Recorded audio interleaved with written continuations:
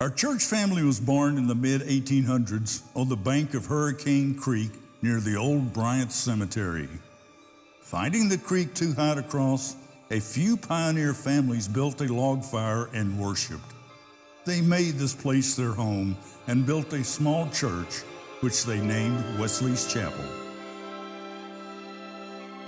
Over time, the church split, then came back together to form First United Methodist Church of Bryant. Though many years have passed, we share the same pioneering spirit, and we strive to make a church home for all of God's children who make their home in our community. We were members of Parkview Methodist Church in Benton, and Danny George was the minister, and he and Joe were circuit riders together in Monticello, so we went to Parkview. And then we talked about it, said, you know, we need to be closer to our community and closer to our neighbors. And as a matter of fact, the first neighbors that came to introduce themselves were Mary and Ed Bueller, who were members already of this church. Found out the whole circle, and half of them came to this church. So that's how we started, and we were welcomed with open arms. They just acted like they just loved you to death from day one. Got a call 2 days later to come to the Wesleyan class Sunday school party. We weren't even a member of the class. And then we were put on a committee in 3 months. We didn't know anything about it, but we got put on the committee, so, which was good because it helped us to meet other people and meet different ones. You know, a lot of the people in the church we didn't know. But it was through all of that. Well, it's kind of cool. Leslie Penfield, she actually brought us to this church, and it was on Back to School Sunday, too. We've been trying out different churches, just trying to figure out which one we fit in best with, and we came here to First United Methodist of Bryant, and I got involved with Kids Zone and Vacation Bible School and made a lot of friends, and Mom and Dad, they went to different Sunday school classes and they fit in well, and so here we are now. When we first came to the church, there's several iterations of how we came to the church. Initially, we were introduced when we first moved into the area back in 2006. You had your fall activities that were occurring here with the Fall Fest type activities with all the vendors. A little bit later, we started coming more frequently when James joined the Scout program here, which now I'm a leader of. We had significant activity in our life where we lost our oldest son, and determined that we had a void, and hadn't grown up Methodist. It seemed that God was literally calling me back to the church, and with that calling and the loss of my son, I already had some comfort coming here. So we, Isabel and I talked and said, hey, this is the best thing for us. For over 150 years, our church family has helped people grow into mature disciples of Jesus Christ.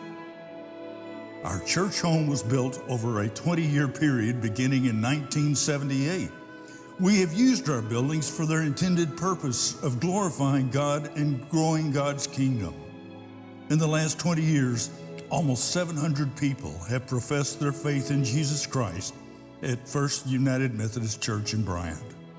Between Sunday school and worship to Boy Scouts, fitness groups, adult education, and community events, rarely does a day go by when our church home is empty. Because there's over 100 Scouts and family members, probably closer to 200 Scouts and family members here on Tuesday night.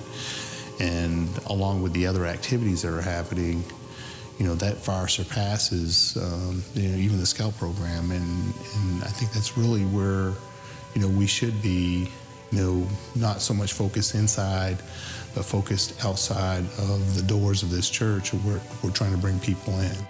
The Sunrise Campaign is about preparing God's house for a new dawn in the life of our church and community. Over 8,500 people are expected to move into our area within the next 5 years. Many of our new neighbors will be looking for a new church home. That we're commissioned to make disciples of Jesus Christ. And by renovating the church and making it more accessible for other people on the outside of the community, that's what we're all about. We're not supposed to be, we need to think not just about ourselves and our needs here, but we've got to go outside these four walls, all these church walls. We've got to bring the community, make them want to come here. Once the campaign is complete, the building committee will develop a final construction plan, which will be brought to the congregation for approval. Priorities for renovation are safety, security, and hospitality, deferred maintenance, and creating spaces for growth.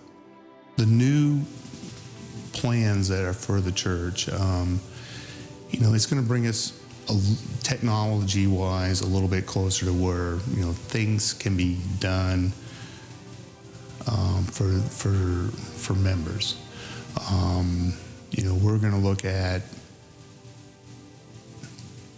just the security and safety of our members by having a secure and safe area for work, the employees here, and when church members are here, because we're here at all hours. I think from the plans that I've seen, they're going to be more functional for multi-use. And so we may have more activities happening here to help others grow. I also see that there's some basic needs where we have deferred maintenance for a period of time, where just having a fresh look will give our members a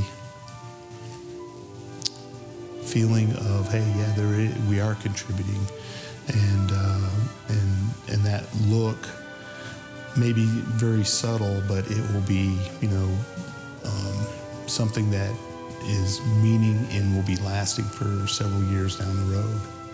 Well, first of all, with the renovations, I think it's going to help our elderly, our handicapped people, the children, the youth, the young adults. It's going to help bring in all of the ones that are here now, and plus bring all the newcomers. Bright's growing, and if we don't make the provisions for it, then we can either die or we can continue to grow. We invite you to begin by praying the sunrise prayer. Lord, what do you want to do through me? And then listen for God's response.